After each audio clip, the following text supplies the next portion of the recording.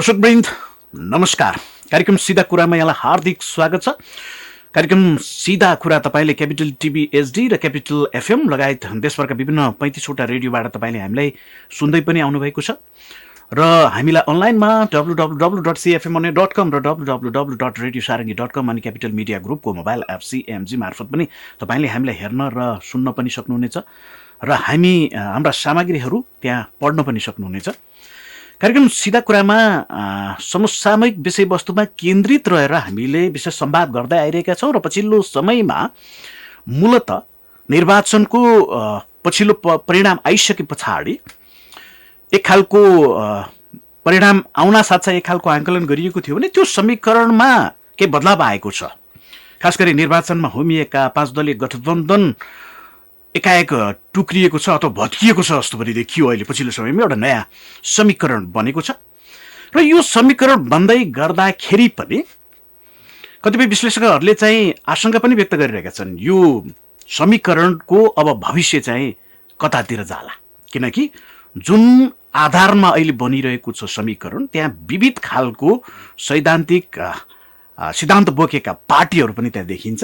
खास गरी एउटै समान सैद्धान्तिक विचार र सिद्धान्तलाई अंगीकार गरेका पार्टीहरू भन्दा पनि फरक फरक खालको छ। एकाथरी राज्य सरकार चाहिँ सरकारमा सहभागी भएका दलहरू एकातिर गणतन्त्रवादीहरू देखिन्छन् भने अर्कोतिर राजतन्त्रवादीहरू पनि त्यहाँ देखिरहेका छन्। एउटा त्यो पनि पक्ष देखिन्छ भने कतिपय संहिताको खारेजी गर्नुपर्छ भन्ने शक्ति पनि यो समीकरणमा रहेको कारणले पनि आशंका गर्ने थुप्रै आधारहरू पनि तय भएका छन्। यद्यपि अब एउटा मुलुकले एउटा नयाँ गति भने लिएको छ, राजनीतिले एउटा मूल बाटो नभए पनि एउटा लय चाहिँ समातेको छ, तर यसको भविष्यको बारे चाहिँ थुप्रै खालका आशंकाहरू पनि विद्यमान रहेको बेलामा अबको मुलुकको राजनीति चाहिँ कतातिर जाला। आज हामी यो विषयमा चाहिँ अलिकता विश्लेषण गर्ने कोसिस गर्नेछौँ। हामीसँग हुनुहुन्छ एकजना विश्लेषक, मूलतः नेपालको पत्रकारिता क्षेत्रमा पनि लामो समयदेखि क्रियाशील रहनुभएका एकजना विश्लेषक सुदर्शन आचार्यलाई मैले आजको कार्यक्रममा पाहुनाको रूपमा आमन्त्रण गरेको छु। सुदर्शनजीलाई स्वागत छ कार्यक्रम सिधा कुरामा। धन्यवाद। झन्डै 1 महिना अगाडि तपाईँ र मेरो यो निर्वाचनको परिणाम आइसके पछाडि एक खालको संवाद हुँदै गर्दाखेरि करिब करिब यो सिनारियोको बारेमा हामीले अलिकति छलफल गर्ने कोसिस गरिरहेको थियौँ। त्यहाँ एउटा सन्दर्भ तपाईँले जोड्दै पनि हुनुहुन्थ्यो कि विगतको एउटा समीकरण चाहिँ भत्किन पनि सक्छ, भत्क्यो भने यो कारणले भत्किन्छ अथवा भत्किन भने चाहिँ यसरी जान सक्छ भनेर भन्दै गर्दाखेरि यो अब चाहिँ नयाँ सङ्केत चाहिँ के देखिन्छ त? नेपालको राजनीति चाहिँ अब कतातिर मुडियो त भन्ने लाग्छ, त्यहाँबाट सुरुवात गरौँ। धन्यवाद। मैले तपाईँसँगकै संवादमा पनि मैले अघिल्लो पटक यसअघि तपाईँले उठाउनु भए चाहिँ यसअघि मलाई लागेको थियो र मलाई लागेको विश्लेषण के थियो भने नेपालको राजनीतिमा एक प्रकारले धेरथोर स्वाभाविक पनि मान्न सकिन्छ, तर नेपालको राजनीतिमा अलि बढी अस्थिर खेलाडीका रूपमा पछिल्लो समय पुष्पकमल दाहालको उदय भएको छ। त्यो पुष्पकमल दाहालको उदयले उहाँ यो निर्वाचनपछि मुलुकमा निर्वाचन सम्पन्न पछि उहाँ यो पटक कोही कसैका नाममा प्रधानमन्त्री पद सुम्पन उहाँ तयार हुनुहुन्छ भन्ने हामीलाई अघिल्लो पटक पनि लागेको थिएन। त्यसले गर्दा त्यो घटनाक्रमलाई एकातिर नेकपा नै फुटाएर प्रधानमन्त्रीको रूपमा शेरबहादुर देउवालाई स्वीकारिसकेको र 18 महिना शेरबहादुर देउवाले शासन गरिसकेको परिस्थिति र अर्कोतिर नेपालको राजनीतिमा महत्त्वपूर्ण पोजिसन बेगर बस्न नसक्ने पुष्पकमल दाहालको अर्को परिस्थिति। यो परिस्थितिलाई हामीले मध्यनजर राख्दै गर्दा यो पटक यो वा त्यो गठबन्धनमा रहेर वा बाहिरिएर पुष्पकमल दाहालले प्रधानमन्त्री पद छाड्नुहुन्न भन्ने नै विश्लेषण थियो, जुन आज सत्य साबित भएको छ। अब जहाँसम्म तपाईँको नेपालको राजनीतिले अब कुन बाटो लिएला भन्ने जुन सन्दर्भ छ, यो सन्दर्भमा चाहिँ मलाई के लाग्छ भने नेपालको यो 5 वर्षको संसदको अवधि पुरा हुने छैन। 5 वर्षको संसदले 5 वर्षको अवधि पुरा गर्यो र 5 वर्ष पछाडि मात्रै आसन्न आवधिक निर्वाचन भयो भने पनि यो नेपालको राजनीति यो 5 वर्ष कालखण्ड भित्रको राजनीति भनेको चाहिँ यति धेरै अस्थिर, यति धेरै सरकार, हिजो जसरी लोकनबहादुर चन्द र सूर्यबहादुर थापालाई परिवर्तनकारी शक्ति भनिएका नेपाली कांग्रेस र नेकपा एमाले जसरी स्वीकार्ने परिस्थिति निर्माण भएको थियो, भोलि पुष्पकमल दाहाललाई हटाएर यो महत्त्वपूर्ण पोजिसनहरू सभामुख, राष्ट्रपति संवैधानिक निकाय, प्रदेश सरकार, सङ्घीय सरकार सबै खाले शक्तिलाई एउटा एउटा शक्तिको रूपमा आर्जन गरिसकेपछि नेकपा एमाले राष्ट्रिय स्वतन्त्र पार्टी वा माधव नेपालले नेतृत्व गर्नुभएको पार्टीसँग एलायन्स गरेर नेपाली कङ्ग्रेस 89 छ भने 90 वा 91 सिट पुगिसकेपछि पुष्पकमल दाहाललाई सरकारबाट बाहिर निकालेर ठुलो दलको हैसियतले नेकपा एमाले सरकार गठन गर्यो भने पनि अनौठो नमाने हुन्छ। भन्दा समग्रमा नेपालको राजनीति अत्यन्तै अस्थिर ढङ्गले अगाडि बढेको छ र अत्यन्तै राजनीतिमा बहुत इख राख्ने इखालु मान्छे हुनुहुन्छ केपी शर्मा ओली। उहाँले पुष्पकमल दाहाललाई आफ्नो बारदलीमा यत्तिकै सहज ढङ्गले र हिजोका सम्पूर्ण तुसहरूलाई उहाँले आजकै मितिमा बिर्सिसक्नुभयो भनेर विश्लेषण हामीले निकाल्यौँ भने हाम्रो त्यो विश्लेषण अपरिपक्व हुन्छ। जस्तो तपाईँले चाहिँ यो भनिराख्नु भएको छ कि जस्तो 18 महिना अगाडि चाहिँ केपी ओलीलाई जुन एउटा प्रतिगमनको एउटा शक्तिको अथवा मतियारको रूपमा जुन खालको व्याख्या गरेर उहाँलाई बालुवाटारबाट चाहिँ एउटा बहिर्गमन उहाँको भएको थियो, त्यो चाहिँ उहाँले अहिले आएर चाहिँ सान्नु भयो भनेर भन्न सकिन्छ। त्यो त्यो त्यो प्रतिशोधलाई चाहिँ उहाँले कुनै न कुनै ढङ्गले चाहिँ त्यसलाई सान्नु भयो र यो गठबन्धनलाई पनि भत्काउन उहाँ सफल हुनुभयो भनेर भन्ने एउटा मनोवैज्ञानिक ढङ्गले तपाईँले भन्नुभएको कुरालाई लिन सकिन्छ, तर घटना यतिमा मात्रै रोकिने पक्षमा छैन।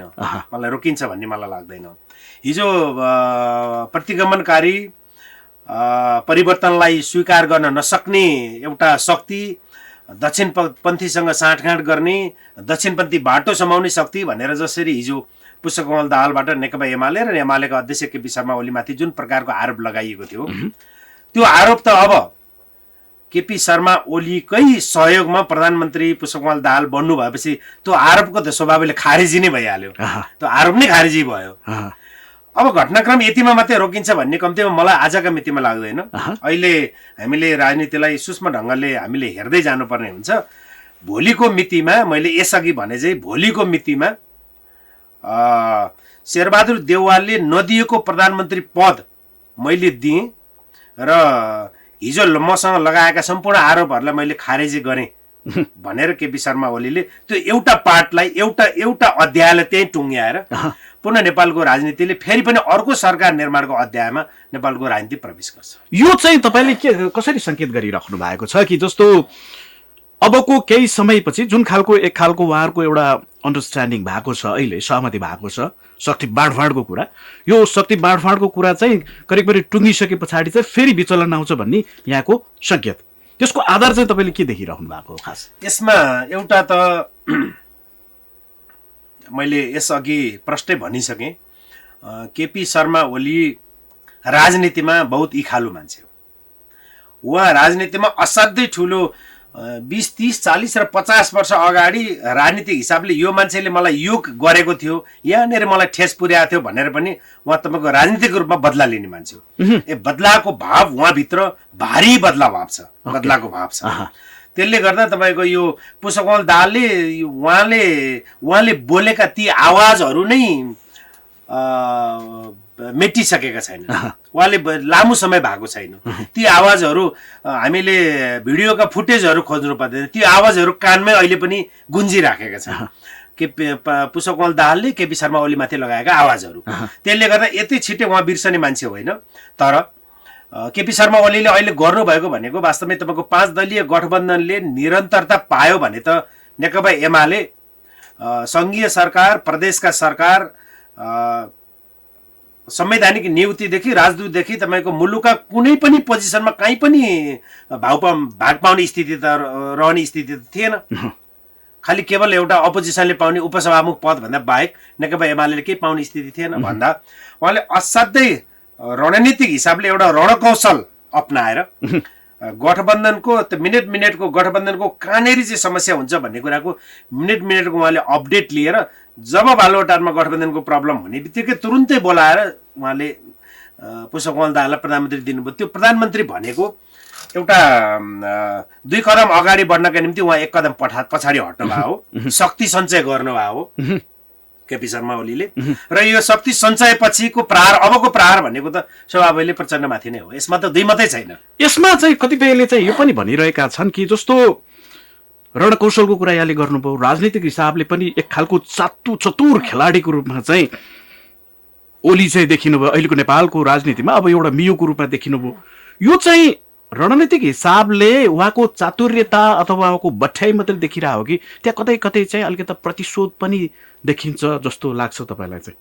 होइन, यस्तो उहाँले शक्ति आर्जन गर्नका निम्ति र आफ्नो नेकपा एमालेका देशभरिका लाखौँ कार्यकर्ताहरू जुन एक प्रकारको कार्यकर्तामा जुन प्रकारको निराशा थियो, पार्टी एकीकरणलाई जोगाउन सक्नु भएन, पार्टी फुटलाई जोगाउन सक्नु भएन, पार्टी अर्को शक्ति कम्प्लिटली गठबन्धनमा गयो, हामी एक्लै चुनाव लड्नु पर्यो, हामीले शक्ति आर्जन गर्न सकेनौँ भनेर जुन प्रकारको निराशा थियो, त्यो निराशालाई एकाएक उत्साहमा परिणत गर्नका निम्ति उहाँ सफल हुनुभयो। यसलाई उहाँको रणकौशल नै मान्नुपर्छ। अब बदलाभाव आजका मितिमा हामीले सिनमा हेर्दा त बदलाभाव लिने मान्छेलाई त पोजिसन दिने भनेको त्यो त एउटा स्वाभाविक भन्दा पनि अस्वाभाविक मान्न सकिन्छ। पोजिसन दिएर कसरी बदलाभाव लियो भन्ने कुरा पनि त्यो विश्लेषण पनि हुन सक्ला। तर अहिले उहाँले पोजिसन दिनुभएको भनेको मैले यसअघि भने चाहिँ शक्ति आर्जनकै निम्ति हो। यो लामो समयसम्म जान सम्भव पनि छैन। गयो भने राम्रो, गयो भने, किनभने नेपाली जनताले वास्तवमै तपाईँको राजनीतिक स्थिरता चाहेका छन्, सुशासन चाहेका छन्, समृद्धि चाहेका छन्। उहाँले भन्नुभए चाहिँ तपाईँको रेल चाहेका छन्, उहाँले नै भन्नुभए चाहिँ घर घरमा ग्यासको पाइप चाहेका छन्, तपाईँको चाहिँ टिकट काट्ने मिति कुरेर बसेका छन् भन्दा तपाईँको चाहिँ नेपाली जनताले चाहेको स्थिरता हो। स्थिरता भयो। पुष्पकमल दाहालले नै 5 वर्षको सरकार चलाउनु भयो। अब बन्ने संसद 5 वर्षको, अहिले बनेको संसद 5 वर्ष यो संसदको आयो रह्यो भने यो असाध्यै राम्रो पक्ष हो, सुन्दर पक्ष हो। नेपाली कांग्रेस अपोजिसनमा, नेपाली कांग्रेस आफ्नो रणनीतिक हिसाबले आफू चुकेका कारणले अपोजिसनमा पुगेको हो। रणनीतिक अपनाउन नसक्दा अपोजिसनमा पुगेको कांग्रेसले अपोजिसनमै 5 वर्ष बिताउनु पनि पर्छ। त्यो म्यान्डेट हो।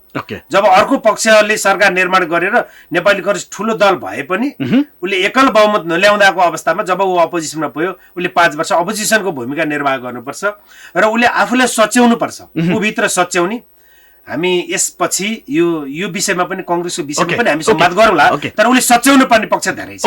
यसमा चाहिँ जस्तो अहिले बनेको समीकरण, जस्तो एउटा पक्ष त जस्तो अब यहाँले भन्नुभयो केपी शर्मा ओलीको उहाँको रणकौशल, उहाँको चातुर्यता, उहाँको सफलता अथवा चुनौती, उहाँका केही त्यस्ता पार्टहरू हामीले जोड्दै गर्दाखेरि अहिले भएको समीकरणमा जुन खालको शक्तिहरू त्यहाँ चाहिँ जुटिरहेका छन्, त्यो शक्तिहरूको बारेमा चाहिँ संशय गर्न सकिने अवस्था छ कि छैन? त्यो त काफी छ, किनभने संहिता मान्ने र नमान्ने दुवै पक्ष त्यही छन्, गणतन्त्र मान्ने र नमान्ने दुवै पक्ष त्यही छन्, राजा ल्याउनु पर्छ र राजा ल्याउनु हुँदैन भन्ने पक्ष पनि त्यही छन्। भन्दा तपाईँको वैचारिक हिसाबले त आनका तान फरक भएका शक्तिहरूको बीचको तपाईँको एउटा यो खोलो तर्नका निम्ति पाखुरा मात्रै समाइएको छ।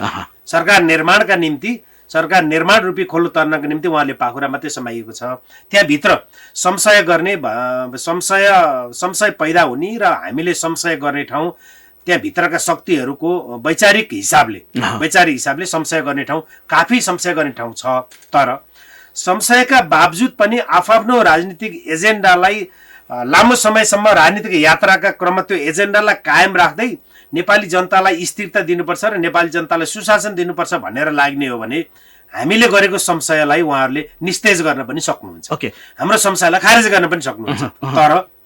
तर नेपालको राजनीतिक अवस्था, नेपालका राजनीतिक दलहरूको राजनीतिक कल्चर, नसुध्रिएको कल्चर, यो सबै कुरालाई हामीले विश्लेषण गर्दै गर्दा चाहिँ अहिले सरकारमा रहेको गठबन्धनका राजनीतिक दल पनि 5 वर्षका निम्ति त्यसलाई मेलको रूपमा चाहिँ अगाडि आउनुहुन्छ भन्ने कुरा चाहिँ हामीले त्यो अहिले नै पत्याइहाल्ने अवस्था छैन, संशयकै अवस्थामा छ। यसमा मैले अलिकति अब अहिले सरकारको नेतृत्व गरिरहेको भनौँ न, जस्तो माओवादी केन्द्रका अध्यक्ष प्रचण्ड र उहाँको पार्टीले एकाएक चाहिँ जस्तो कांग्रेससँग त एक खालको उहाँको सम्बन्ध विच्छेदको कुरा रह्यो, सँगसँगै हात समातेर अगाडि बढाइरहेको जस्तो एकीकृत समाजवादीलाई पनि उहाँले चटक्कै छोडेर एउटा नयाँ खालको सिराबाट उहाँले आफूलाई अगाडि बढाउने जुन खालको एउटा कोसिस गर्नुभयो, त्यसको आन्तरिक के हुनसक्छ, खास उहाँको आशय के हुनसक्छ? अब पुष्पकमल दाहाल मैले यसअघि यही कार्यक्रममा पनि र योभन्दा विगतका कार्यक्रमहरूमा पनि मैले भनिरहेको छु, उहाँ राजनीतिको अस्थिर खेलाडी। उहाँले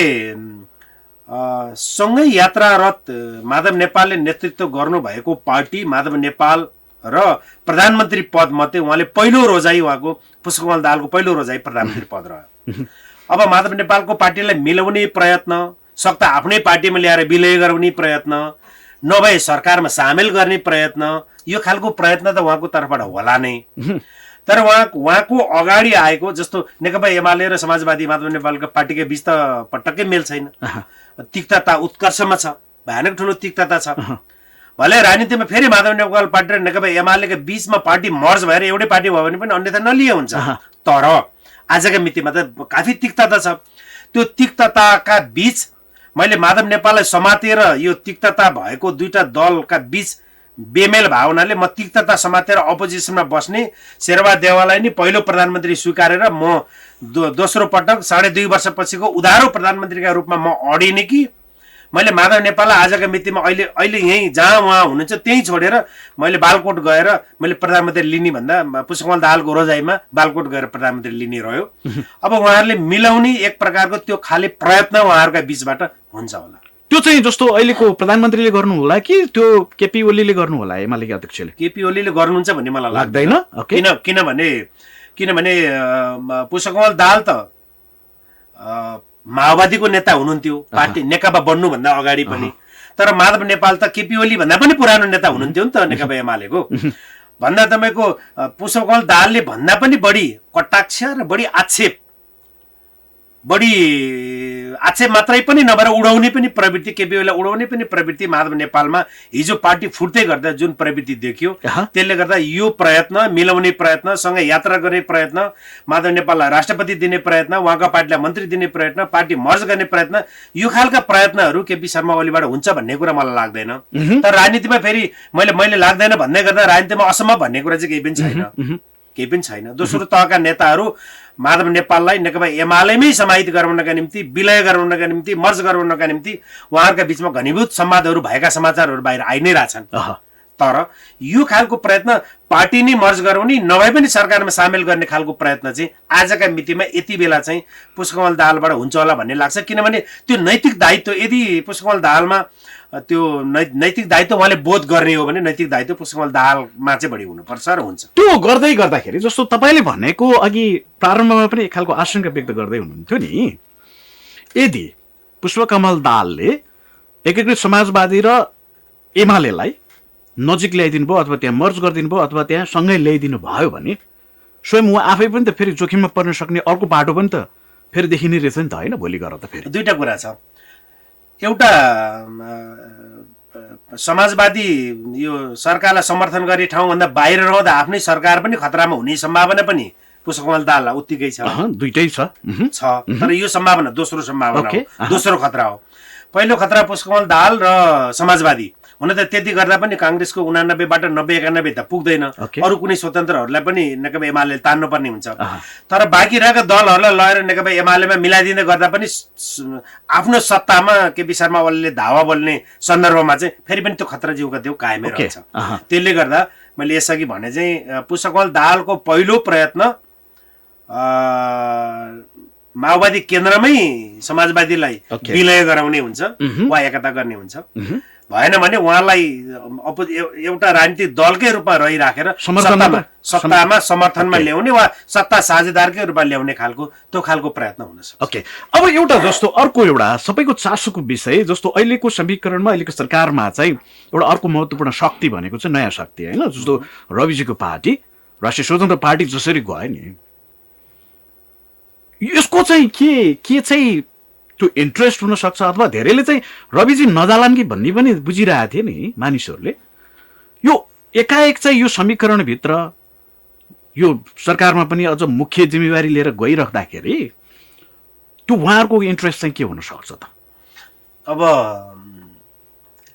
पार्टी निर्माण भएको 7 महिना भयो, सरकारमा गएको भर्खर 2 दिन 3 दिन भयो। समर्थन वा आलोचनाका शब्दहरू हामीले खर्चिँदै गर्दा राष्ट्रिय स्वतन्त्र पार्टीका प्रति पनि अन्याय हुन्छ कि? तर यति भन्दै गर्दा तपाईँको प्रश्नको जवाब त मैले दिनै पर्ने हुन्छ। मलाई के लाग्छ भने राष्ट्रिय स्वतन्त्र पार्टीमा सरकारमा जानुहुन्छ र जानु हुँदैन वा जानुपर्छ र जानु पर्दैन भन्ने दुवै मत बलियो मत थियो। ती बाहिर सार्वजनिक भएका समाचारहरूका माध्यमबाट समाचारबाट हामीले विश्लेषण गर्न सकिन्छ। दुईटै माध्यम थियो। एउटा चाहिँ मूलधारका राजनीतिक दलहरू काङ्ग्रेस एमाले माओवादी जस्ता जोसँग मिलेर सरकारमा गए पनि ती राजनीतिक दलहरूले आफू जस्तै बनाउँछन् है स्वतन्त्र पार्टीलाई, भ्रष्ट बनाउँछन्, नालायक बनाउँछन्, जनताका बीचमा तपाईँको 5 वर्ष टिक्न नसक्ने बनाउँछन्, सरकारमा जान हुँदैन भन्ने एउटा मत थियो। र अर्को सरकारमा गएर एउटा परिवर्तनको अनुभूति चाहिँ जनतालाई दिलाउनु पर्छ र मूलधारका राजनीतिक दललाई पनि परिवर्तनको अनुभूति दिलाउनका निम्ति चाहिँ एउटा दबाब सिर्जना गर्नुपर्छ है स्वतन्त्र पार्टीले भन्ने पनि मत थियो। तर मलाई लाग्छ उप प्रधानमन्त्री र गृहमन्त्रीको हैसियतमा सरकारमा जानुभएका रविजीलाई के लागेको हुनसक्छ भने सरकारमा जाने, जनताका बीच जनताले आफू लोकप्रिय हुने गरी जनताले रुचाएका कामहरू गर्ने, कामहरू गर्नका निम्ति प्रयत्न गर्ने, त्यो काम गर्नका निम्ति प्रयत्न गर्दै गर्दा त्यसमा बाधक प्रधानमन्त्री पुष्पकमल दाहाल वा सत्ता साझेदार गठबन्धनका शीर्ष नेता केपी शर्मा ओली वा जो कोही पनि बाधक बन्नुभयो भने अथवा त्यो बीचमा गृह प्रशासनको नजरबाट हेर्दा कोही कसैलाई कारबाही नै गर्नुपर्ने खालको स्थिति देखा पर्यो भने आँटिलोसँग कारबाहीका निम्ति अगाडि बढ्ने, त्यो गर्दै गर्दा या त पुष्पकमल दाहालले उहाँलाई उप प्रधानमन्त्री पदबाट फायर गर्नुहुन्छ या आफू राजीनामा दिएर बाहिर निस्कनु पर्ने हुन सक्छ। र त्यो उच्च मनोबलका साथ त्यो एक प्रकारको स्टन्ट पनि भनौँ कि हैन, र त्यही गरेर अझै 5 वर्ष पछाडि यो भन्दा भयानक ठुलो शक्तिका रूपमा आफू उदाउनका निम्ति सरकारमा जानुपर्छ भन्ने निष्कर्षमा उहाँ पुग्नु भए होला भन्ने कम्तीमा मलाई चाहिँ लाग्छ। ओके, त्यो भनेको चाहिँ उहाँको लागि त्यो एउटा अवसर नै बढी देखिएर नै गइरहेको भन्ने उहाँको बुझाइमा दुइटै जान हुन्छ र हुँदैन भन्ने मत मैले यसै भने चाहिँ दुवै मत बलियो थियो। त्यो मध्ये भयानक ठुलो कामका निम्ति र जनताले देखिने गरी अनुभूति हुने गरी काम गर्नका निम्ति भयानक ठुलो प्रयत्न गर्ने, यदि प्रयत्नमा कोही बाधक बन्यो भने या त उसले फायर गर्छ या आफू त्यहाँबाट बाहिरिने र जनताका बीचमा मलाई काम गरेर दिएन भनेरै जनताका बीचमा जाने र ठुलो शक्ति बन्ने खालको त्यो सपना उहाँले देख्नु भएर नि उहाँ सरकारमा जानुभयो हो भन्ने कुराको विश्लेषण निकाल्न सक्छ। ओके, अब एउटा अर्को पाटोमा अलिकति चर्चा गरौँ होइन। मूलत तपाईँसँग हाम्रो अघिल्लो संवाद गर्दै गर्दाखेरि हामीले चाहिँ आकलन गरिरहेका थियौँ कि त्यतिखेरको गठबन्धनको नेतृत्व गरिरहेको नेपाली कङ्ग्रेसले नै सरकार गठन गर्छ र सम्भवतः त्यो सरकार बन्ला भन्ने हाम्रो एक खालको आकलन थियो। त्यो एकाएक चाहिँ ठ्याक्कै त्यो चाहिँ विपरीत ध्रुवबाट एउटा समीकरण तय भयो र नयाँ समीकरण सँगसँगै एउटा नयाँ नेतृत्व पनि सरकार गठनको नेतृत्व गर्यो। त्यतिखेर चाहिँ अब यहाँ हामीले सोझै हिसाबले भन्दाखेरि यहाँ छेउ चाहिँ कङ्ग्रेस कहाँ छेउ चुक्यो भनेर भन्न सक्छौँ। सोझो हिसाबले भन्दाखेरि चाहिँ उसको त मुखैमा आइसकेको कुरा पनि ठ्याक्कै घुम्यो नि। नेपाली कङ्ग्रेस र खास गरी नेपाली कङ्ग्रेसका सभापति शेरबहादुर देउवामा रणनीतिक कौशलता देखिएन। किन देखिएन भने आफूसँग संसदीय दलको नेतामा चुनाव लडेका गगन कुमार थापाको रणनीति के छ भनेर सुराकी स्वरूप गुप्तचर खटाउने शेरबहादुर देउवाले अनि केपी शर्मा ओलीको रणनीति के छ वा पुष्पकमल दाहालको रणनीति के छ भन्ने कुराको चाहिँ त्यो चाहिँ गुप्तचरी गर्नु पर्दैन, उहाँका गुप्तचरहरूलाई परिचालन गर्नु पर्दैन, रणनीति बुझ्नु पर्दैन भन्दा तपाईँको उहाँहरू खालि उहाँहरूको शासन मात्रै यो नेपाली जनताले मतदान गर्नुपर्ने, सरकार निर्माण हुनुपर्ने र शासन सत्ता सञ्चालनको भागीदार चाहिँ स्वयं आफू मात्रै हुनुपर्छ, आफू मात्रै हुनुपर्ने भन्ने जुन खालको सोच संस्कार र शैली खास गरी देउवा दम्पतिमा जुन हाबी भयो यसले परिणाम यो आयो।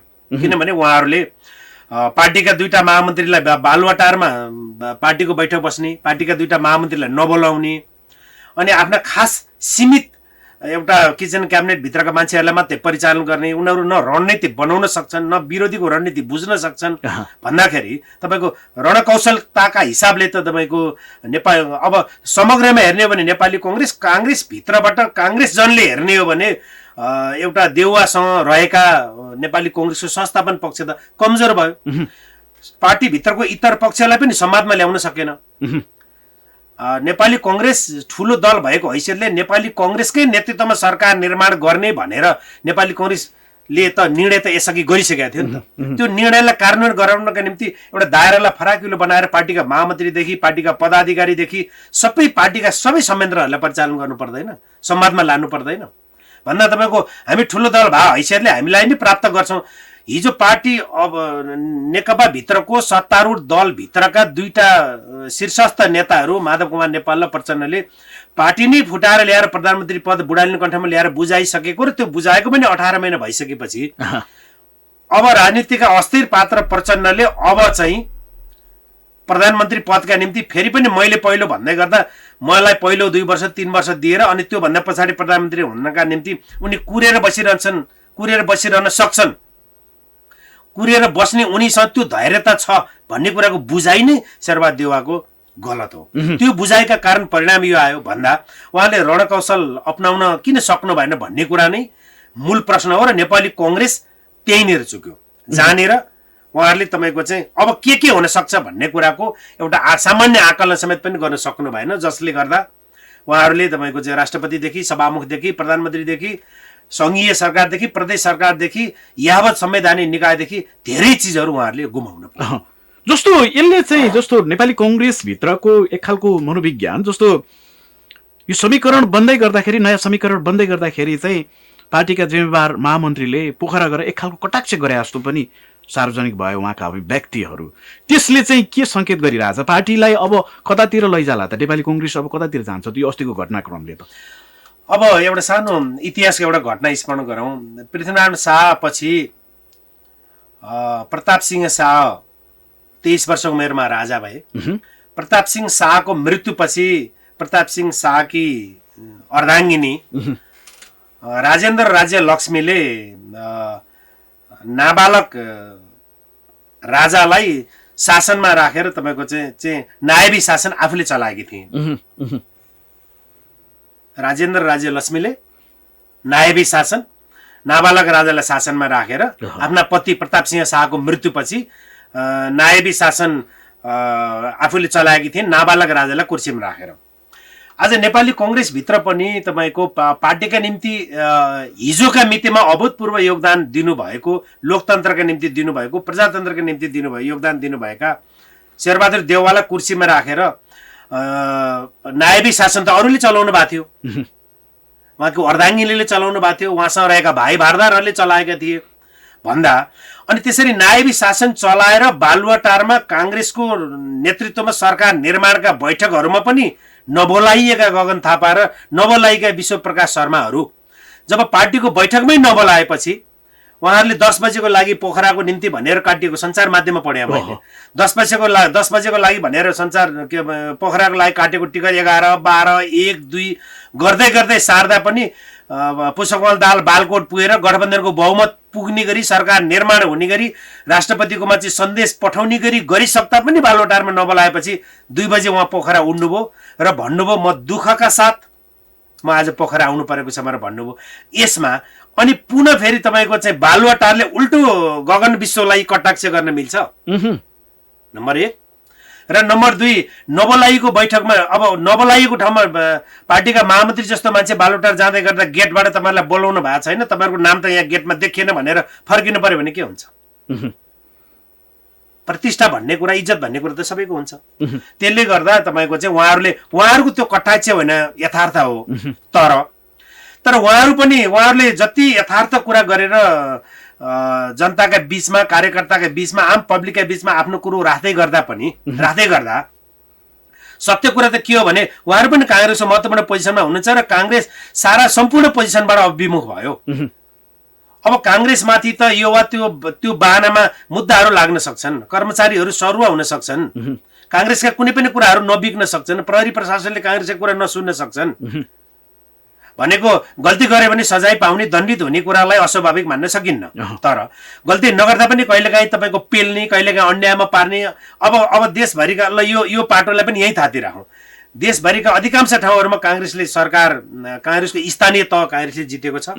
अब संघ र प्रदेशका बजेटहरू जाँदै गर्दा तपाईँको कांग्रेसका माध्यमबाट सञ्चालन नगर्ने भनेर वैकल्पिक सर्वदलीय संयन्त्र तर कांग्रेस रहित संयन्त्र निर्माण पनि हुन सक्छ, त्यहाँबाट बजेट पनि जान सक्छ भन्दा तपाईँको यो स्थितिलाई ठुलो हेर्ने मात्रै त्यो 2 जना महामन्त्री पनि पर्नु भयो नि त। भनेपछि नैतिक जिम्मेवारीबाट उहाँहरू भाग्न, उहाँहरू विमुख हुन, उहाँहरू अलग्गिन मिल्दैन। त्यसैले आसन्न 22 गते हुन्छ वा सर्छ वा के हुन्छ म जान्दिनँ, आसन्न कांग्रेसको केन्द्रीय समितिको यो समीक्षात्मक बैठकमा असाध्यै निर्मम ढङ्गले काङ्ग्रेसले समीक्षा गर्न जरुरी छ। नीतिको महाधिवेशन भनेर यो विगतका घटनाहरूलाई महासमिति बैठकमा भेला गराएर अलिअलि छलफल गरे जस्तो गरेर टालटुल गर्ने प्रयत्न पनि हुन सक्छ। वास्तवमै यो नेपाली कङ्ग्रेसको इतिहासमा यो नेपाली कङ्ग्रेसका निम्ति एउटा ठुलो र एउटा यस्ता घटनाहरू बिरलै आउँछन् र यो ठुलो र एउटा असाध्यै चोटपूर्ण घटना हो र यो घटनाबाट नेपाली कङ्ग्रेसले पाठ सिक्नुपर्छ। पाठ सिक्ने भनेको काङ्ग्रेसको केन्द्रीय समितिमा संस्थापन वा इतर पक्षमा विभाजित नभइकन वास्तवमै पार्टी सभापति शेरबहादुर देउवाले तपाईँको पार्टीभित्रबाट वैकल्पिक नेतृत्व चयन गरेर पार्टीलाई पुरानै अवस्थामा लैजानका निम्ति, पुरानो भन्नाले बहुमत प्राप्त अवस्थामा लैजानका निम्ति उहाँले पार्टी सभापतिले संसदीय दलको नेता र पार्टी सभापतिबाट राजीनामा दिनुपर्छ र नेपाली कङ्ग्रेस विशेष महाधिवेशनमा जानुपर्छ। यो नै नेपाली कङ्ग्रेसका लागि अत्यन्त सहज, सरल र नेपाली कङ्ग्रेस र डेमोक्रेसीमा विश्वास राख्ने शक्तिको आत्मबल उठाउनका निम्ति एउटा दरिलो र भरपर्दो माध्यम यो हुन सक्छ। यसमा चाहिँ जस्तो यो घटनाक्रमले तपाईँले भनेको जस्तो विभिन्न विकल्पहरू दिँदै गर्दाखेरि नेपाली कङ्ग्रेस अब फेरि त्यो रिभाइभ हुन, त्यो फेरि पुनर्जागृत हुनको लागि उसको लागि कतिको अब अवसर छ त अब यो अहिलेको घटनाक्रमले? मैले असाध्यै अवसर देखेको छु। असाध्यै एउटा नेपाली कङ्ग्रेसले यति बेला हिजो गिरिजाप्रसाद कोइरालाले छँदा खाँदाको बहुमत प्राप्त सरकारलाई विघटन गरेर त्योभन्दा पनि ठुलो सरकार बनाउँछु भन्दा अल्पमतमा पुगेपछि तपाईँको चाहिँ यो ठिक नहुने रहेछ भन्ने कुराको उहाँले पनि पाठ सिक्नु भएपछि उहाँले तपाईँको भावी प्रधानमन्त्री किशुनजी भनेर कृष्णप्रसाद भट्टराईलाई अगाडि सारेर बहुमत ल्याएको इतिहास धेरै लामो भएको छैन। त्यसले गर्दा शेरबहादुर देउवाले पनि आफूले देउवा दम्पति, उहाँका भारदारहरू, उहाँको किचन क्याबिनेट र जसले हिजो तपाईँको चाहिँ आफू उप प्रधानमन्त्री खानका निम्ति पुष्पकमल दाहाल प्रचण्डलाई तपाईँ प्रधानमन्त्री नछोड्नुहोस् है भनेर जसले दोहोऱ्यायो, जसले उचाल्यो, जसले शेरबहादुर देउवासँग ठिक्क मात्रै पारेर बस्यो, यो सबै अब एकमुष्ट एकैपटक अपोजिसनमा पुगिसकेकोले अब नेपाली काङ्ग्रेसलाई बलियो बनाउनुको अब आम काङ्ग्रेससँग संस्थापन वा इतर दुवै पक्षसँग नेपाली काङ्ग्रेसलाई बलियो बनाउनु बाहेक अरू कुनै विकल्प छैन। त्यसले गर्दा उहाँहरूले एउटै निर्णय शेरबहादुर देउवालाई सुझाव दिएर शेरबहादुर देउवाले नै केन्द्रीय समितिको बैठकमा प्रस्ताव लिएर गएर पार्टी सभापति र संसदीय दलको नेताबाट मैले अलग राख्ने निर्णय गरेँ। संसदीय दलको नेता नयाँ चयन गरौँ र पार्टीमा पनि विशेष महाधिवेशन गरेर नेतृत्व नयाँ चयन गरौँ र त्यो नेतृत्वले 5 वर्ष नेपाली कङ्ग्रेस सङ्गठनका निम्ति जनताको बीचमा गएर काम गर्छ र आसन्न आवधिक निर्वाचनबाट यसपछि हुने निर्वाचनबाट नेपाली काङ्ग्रेसलाई पहिलो बलियो र जनताको भरपर्दो शक्तिको रूपमा चाहिँ नेपाली काङ्ग्रेसलाई विकसित गराएर त्यो नयाँ आउने नेतृत्वले ल्याओस् भनेर उहाँले एउटा उदारता देखाउनु भयो भने इतिहासमा शेरबहादुर देउवा जति महान व्यक्ति फेरि कोही पनि हुने छैन। त्यो तपाईँले चाहिँ देख्नुहुन्छ त्यो उदारता, त्यो चाहिँ जिम्मेवारीता, त्यो नैतिकता चाहिँ अहिलेको नेतृत्वमा त्यो देख्नुहुन्छ तपाईँले? सम्भावना कम छ तर ढिलो चाँडो नेपाली कङ्ग्रेसका तमाम कार्यकर्ताहरूले त्यो तहमा नपुर्याइ सुखै छैन। यही नेतृत्वबाट हुने भए, किनभने म तपाईँलाई एउटा स्मरण गराउन चाहन्छु, नेपाली कङ्ग्रेसका सभापति शेरबहादुर देउवाको हकमा चाहिँ हरेक पटक सत्ता भनेको बम्पर मात्रै परेर आछ। उहाँलाई सत्ता उहाँ आफ्नै भिजनले, उहाँ आफ्नै दृष्टिकोणले, उहाँ आफैले देश दौडामा गएर नेपाली कङ्ग्रेसलाई सबैभन्दा ठुलो शक्ति बनाएर उहाँ प्रधानमन्त्री अहिलेसम्म बन्नु भएको छैन। उहाँलाई सत्ता जहिले पनि बम्पर मात्रै प्राप्त भएको छ। त्यसले गर्दा कम्तीमा पनि उहाँले आफूलाई पनि रिभ्यू गरेर आफूलाई नाबालक राजाको रूपमा प्रधानमन्त्रीको कुर्सीमा राखेर नायबी शासन चलाउने आफ्नै अर्धाङ्गिनीलाई पनि मध्यनजर राख्दै मलाई कसरी परिचालन गरिएको छ, मेरो हेल्थ, मेरो एज र मेरो दृष्टिकोण, मेरो भिजन, यो सबै कुराले म कहाँ छु भन्ने कुरा कम्तीमा उहाँले आफूलाई मूल्याङ्कन गर्नुपर्छ र रास्ता क्लियर गर्नुपर्छ भन्ने मलाई लाग्छ। तपाईँले भन्नुभए चाहिँ सम्भावना कम छ, किनभने तपाईँको कतिपय नेताहरूको चाहिँ नैतिकता र नेताको भेट हुने नै सम्भावना कम देखिन्छ कतिपय नेताहरूको। त्यो मध्ये सम्भवतः उहाँको पनि त्यसरी जम्का भेट भइहाल्ला भन्ने मलाई लाग्दैन। तथापि उहाँले त्यो गर्दा इतिहासमा वास्तवमै तपाईँको चाहिँ एउटा लोकतन्त्रवादी मात्रै नभई, नेपाली कङ्ग्रेसका कार्यकर्ता मात्रै नभई, राष्ट्रिय अन्तर्राष्ट्रिय सबै शक्ति केन्द्रहरू र नेपाली काङ्ग्रेसका शुभचिन्तकले पनि, नेपालका शुभचिन्तकले पनि वास्तवमै नेपाली कङ्ग्रेस र नेपाली कङ्ग्रेसका सभापति शेरबहादुर देउवालाई एउटा असल पात्रको रूपमा, एउटा राम्रो व्यक्तित्वको रूपमा लिन्छन्। त्यो लिनका निम्ति चाहिँ उहाँले आजका मितिमा उहाँले सेक्रिफाइस गर्नुपर्छ। हिजो गणेशमानजीले कुनै पनि पोजिसन प्राप्त म गर्दिनँ है, म केही पनि लिन्न भन्दा के उहाँ सानो हुनुभयो? सानो हुनु भएन। गिरिजाप्रसाद कोइरालाले नै तपाईँ प्रधानमन्त्री पदबाट तपाईँ बाहिरिनुहोस् भनेर किशुनजीका नाममा बहुमत ल्याएर किशुनजी प्रधानमन्त्री भएपछि फेरि कृष्णप्रसाद भट्टराईलाई नै तपाईँ बाहिरिन सभा म प्रधानमन्त्री हुन्छु भन्दै गर्दा तपाईँको पार्लियामेन्ट विघटन गर्नुहोस् भनेर पनि किसिनजीका पुग्ने नेपाली कङ्ग्रेसभित्रको एउटा शक्ति त थियो नि त। तर किसिनजीले के भन्नुभयो भने यो यावत पार्लियामेन्ट विघटन गर्ने गठन गर्ने के गर्ने यो साह्रै यो भयभरका सबै विकृतिको खेलहरू जतिको कुरा जति यो विषयवस्तु बोकेर गिर्जाबाबुमा जानुहोस् मका नआउनुहोस्, मलाई प्रधानमन्त्री पनि गढले बनायो र प्रधानमन्त्रीबाट बाहिर पनि गढले निकाल्दैछ भन्नुभएको थियो नि उहाँले। त्यसले गर्दा अब तपाईँको अब भाइ भारदार वा तपाईँको चाहिँ नायबी शासन चलाउनेहरूबाट अझै पनि शेरबहादुर देउवा प्रेरित बन्नुभयो भने इतिहासमा उहाँको राजनीतिक अवसान अत्यन्त अप्रिय ढङ्गले हुन्छ। त्यसले गर्दा पनि उहाँले प्रिय ढङ्गले नेपाली कङ्ग्रेसलाई माथि उठाएर नेपाली कङ्ग्रेसको आजका मितिमा सर्वमान्य नेता बन्नका निम्ति पनि उहाँले आफूले प्राप्त पोजिसनहरूलाई उहाँले सहज ढङ्गले चाहिँ छोड्नु उपयुक्त हुन्छ। किनभने पार्टीलाई उहाँले रणकौशल ढङ्गले त्यो रणनीति अप्नाउन सक्नु भएन। किनभने पार्टीभित्र गठबन्धन गरेर चुनावमा जानुभन्दा अगाडि गठबन्धनमा जानु हुँदैन, नेपाली कङ्ग्रेस एक्लै लड्नुपर्छ भन्ने शक्ति त बलियो शक्ति थियो नि। तर बहुमत र अल्पमतका नाममा त्यो गठबन्धन गर्नु हुँदैन भन्ने शक्तिलाई अल्पमतमा पारियो र हिजो त्यो निर्णय लिएको हो नि त। पार्टीको इतर पक्ष पार्टीको अल्पमत पक्षले त्यो निर्णयलाई बाध्य भएर मानेर मात्रै चुनावमा गएको थियो नि त।